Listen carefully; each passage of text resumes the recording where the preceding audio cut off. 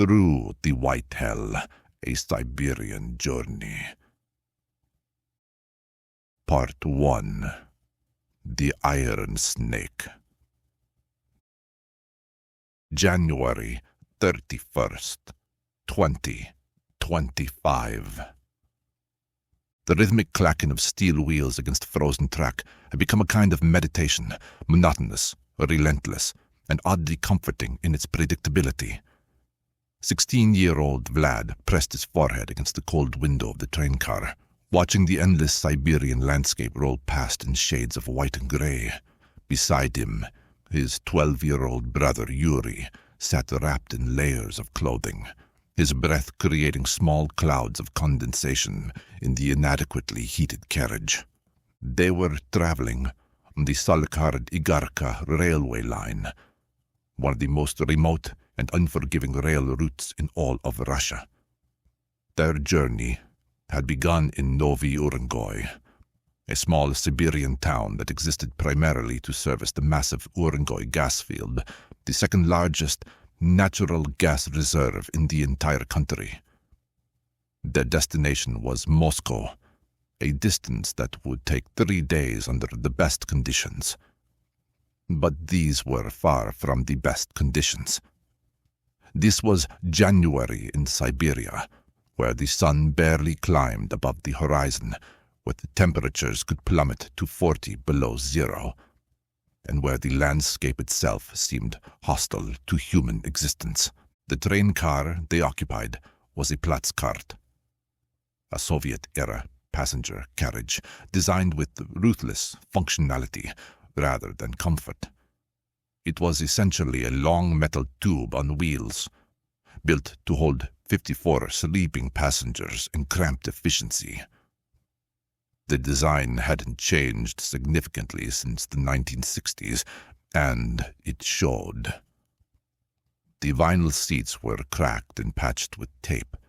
The overhead luggage racks rattled with every bump in the track, and the fluorescent lights flickered intermittently, casting the interior in an uncertain glow.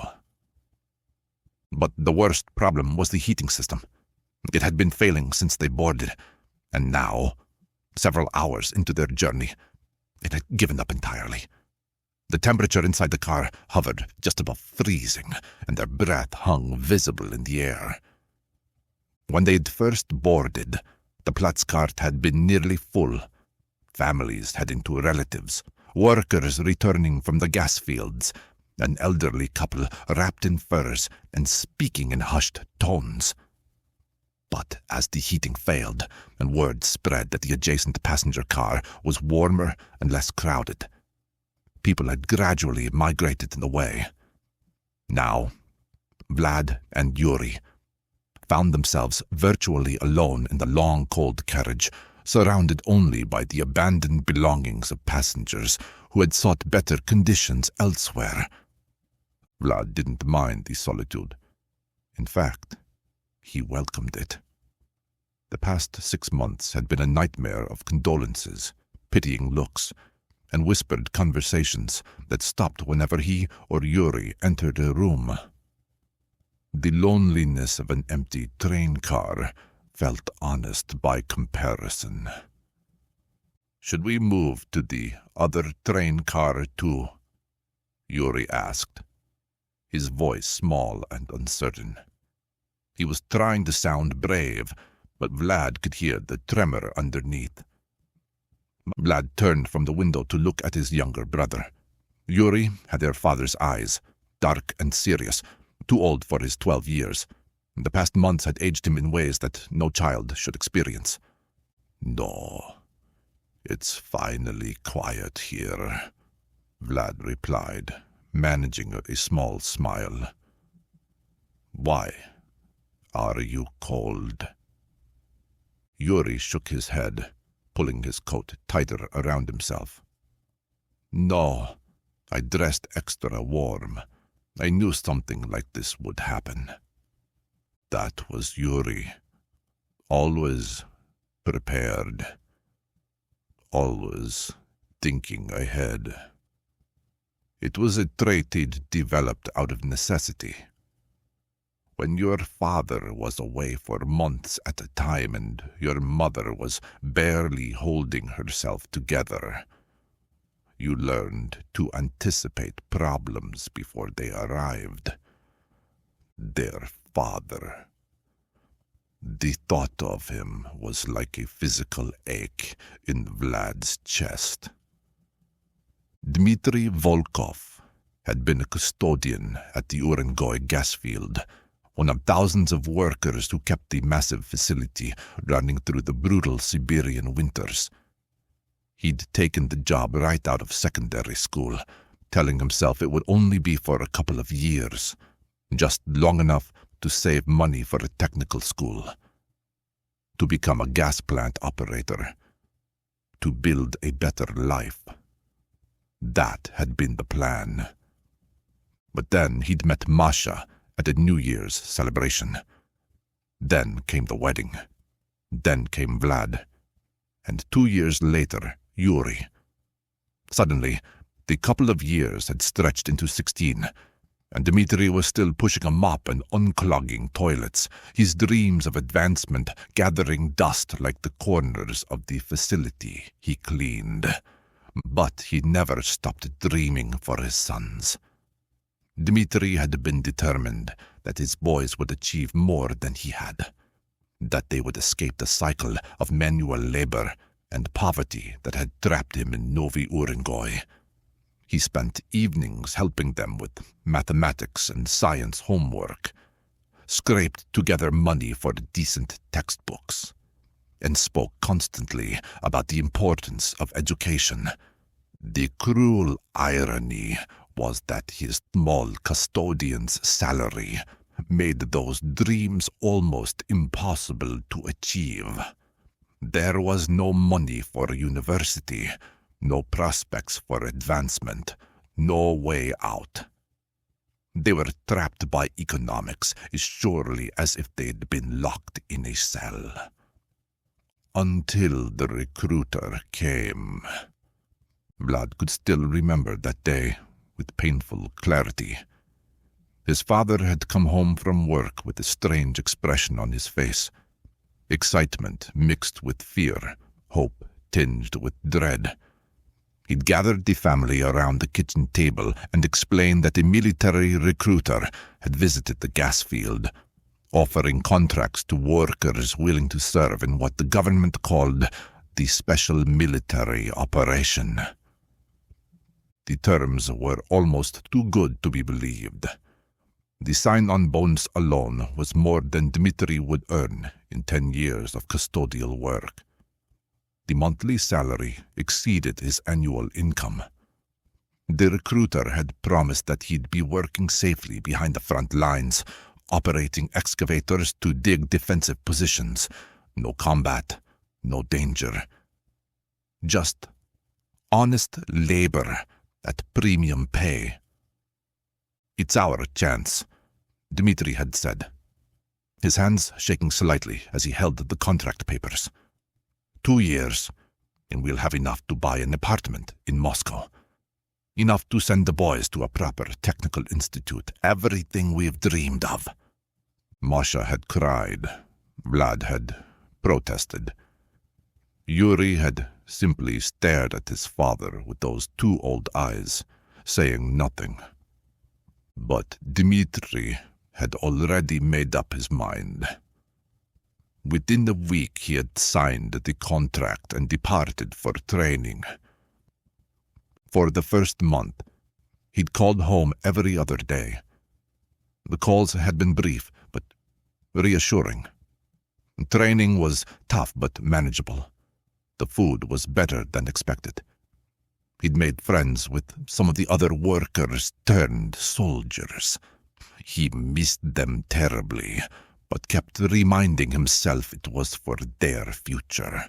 Then the calls became less frequent. Then they stopped entirely. The last message they'd received was a brief crackling phone call, where Dmitry's voice had been barely audible over static and background noise.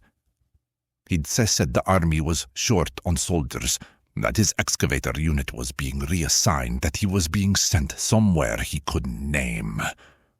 Then the line went dead. 6 months. 6 months of agonizing uncertainty, of checking the news obsessively, of jumping every time someone knocked on the door. 6 months of Masha slowly crumbling under the weight of not knowing. Finally, an officer in a crisp uniform had appeared at their door with the official notification. Dmitry Volkov was confirmed deceased, killed in action while serving his country. The details were classified. His remains could not be recovered. His service would be remembered. The officer had handed them a folder of papers, death certificates, benefit documentation, information about survivor payments, and then departed, leaving them to collapse into their grief. Masha had fallen into a depression, so deep it frightened Vlad. She stopped eating properly, stopped leaving the apartment except when absolutely necessary, spent hours staring at old photographs of Dmitry. But somehow, perhaps because she still had 2 sons depending on her, she'd found the strength to keep moving forward. The money from Dmitry's military service, the sign-on bonus he'd received, the death benefits, the accumulated salary was substantial. Enough to honor his final dreams for his family. Masha made arrangements to purchase a modest apartment on the outskirts of Moscow, near where her sister lived. There was enough money left over to cover enrollment fees at a technical institute, the very education Dmitry had always wanted for his sons. Flying to Moscow would have been faster, but it was also expensive for 3 people, and more importantly, dangerous. Western sanctions had made it difficult to maintain aircraft properly, and there had been several concerning incidents reported in the news. Masha decided trains were safer, if slower. She'd purchased 3 tickets for a departure date 1 week away, just enough time to settle their affairs, pack up their lives, and say goodbye to the only home the boys had ever known.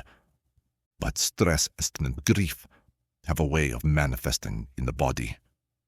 3 days before their scheduled departure, Masha suffered a heart attack.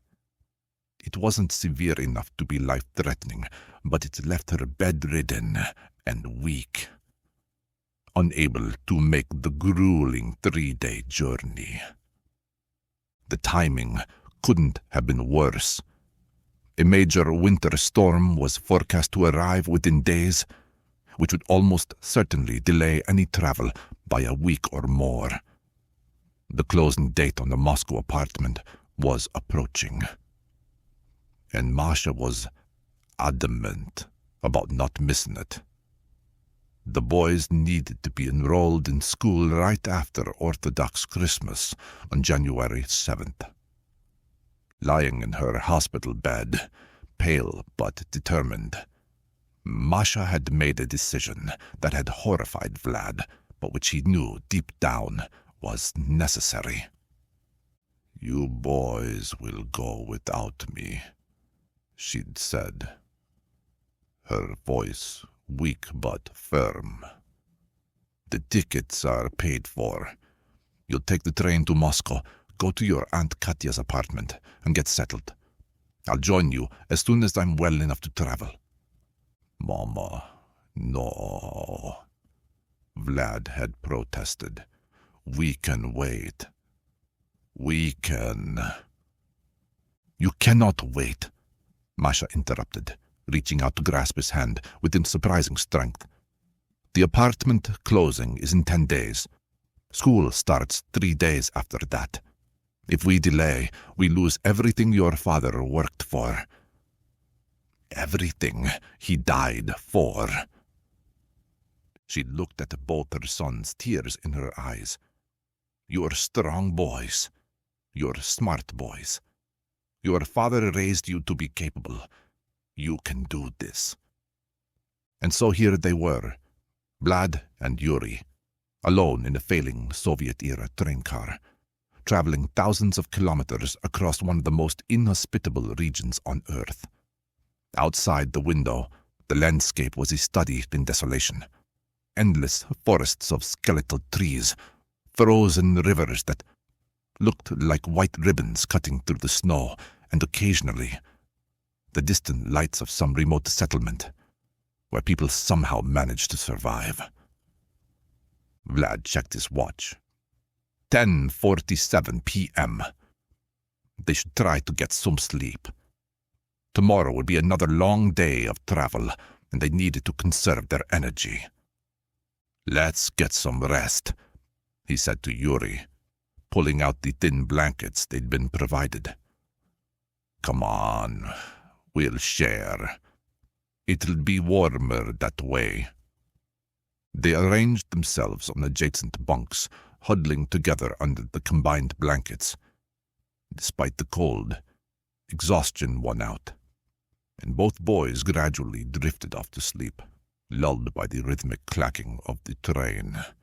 Neither of them could have imagined what the next day would bring.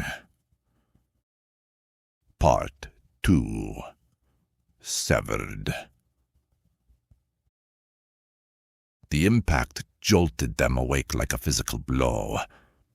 Bang! The entire train car shuddered violently, accompanied by a terrible screeching of metal on metal. Vlad was thrown from his bunk, hitting the floor hard enough to knock the wind from his lungs. Beside him, Yuri cried out in surprise and fear.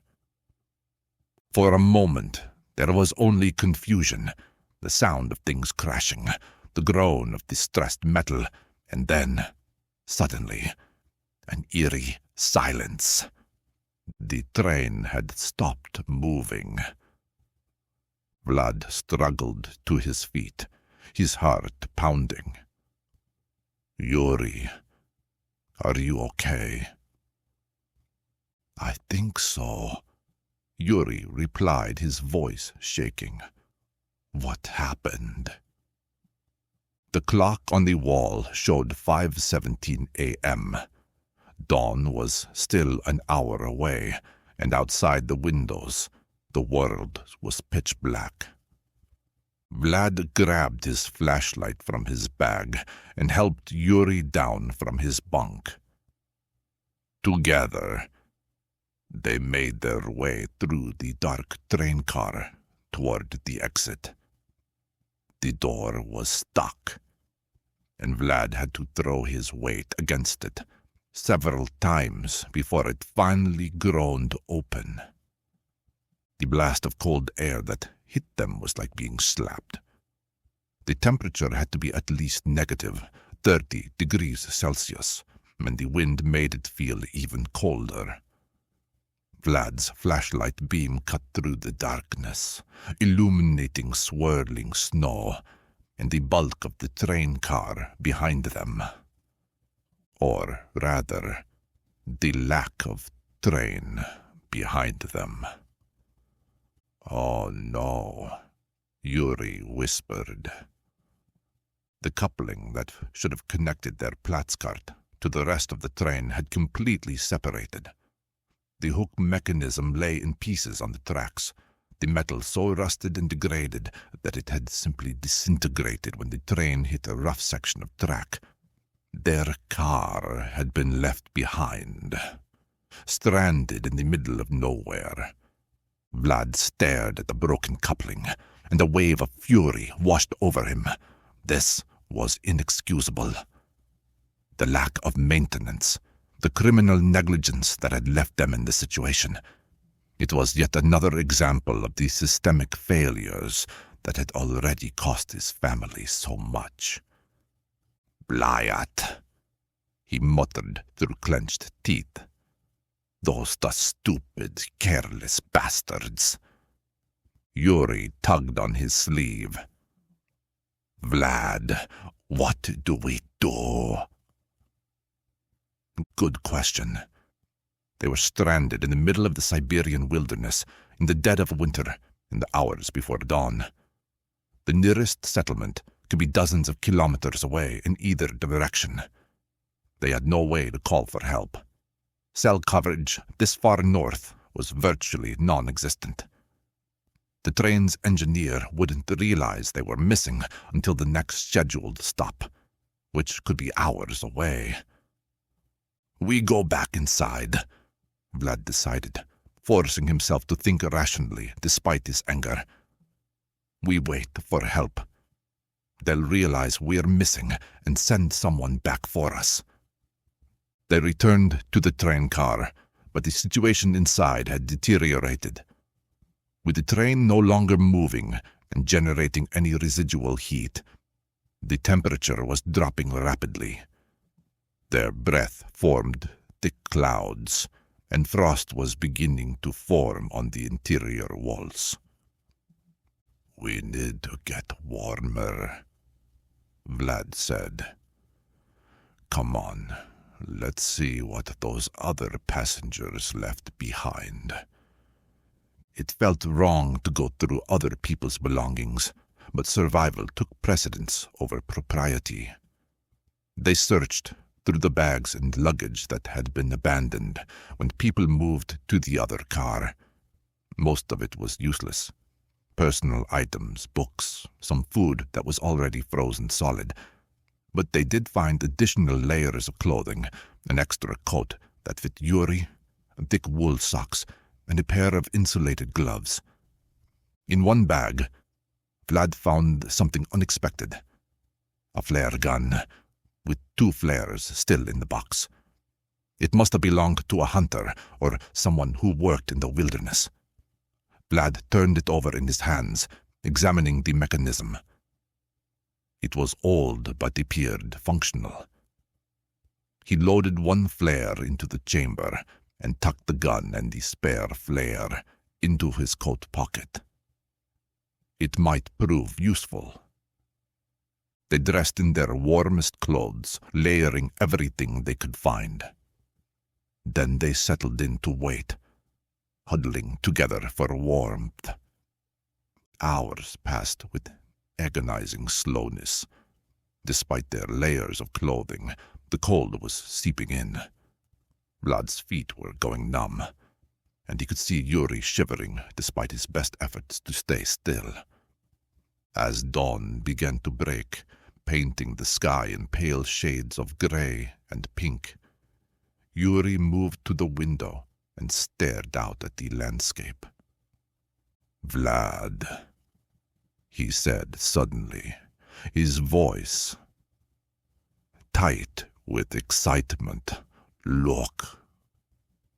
Vlad joined him at the window. In the growing light, he could see what Yuri had spotted. Far in the distance, perhaps 10 or 12 kilometers away, there was a thin column of smoke rising into the sky. Where there wasn't smoke, there were people. A lit settlement. Relief flooded through Vlad. They weren't as isolated as he'd feared.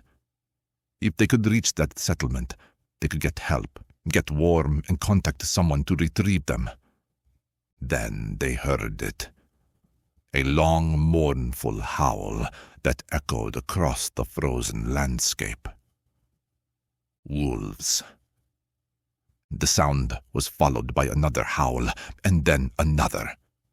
The pack wasn't close yet, but in the wilderness, sound carried far, and wolves were attracted to anything that might be prey, especially in winter when food was scarce. Vlad and Yuri exchanged a look. Suddenly, waiting in the stranded train car seemed less like a safe option and more like waiting in a trap. "We should go," Yuri said, and Vlad could hear the fear in his voice. "We should go to that settlement." Vlad wanted to argue, wanted to say they should wait for rescue, but another wolf howl, closer this time, made the decision for him. "Get your warmest clothes on," he said. "Everything you can carry. We're walking."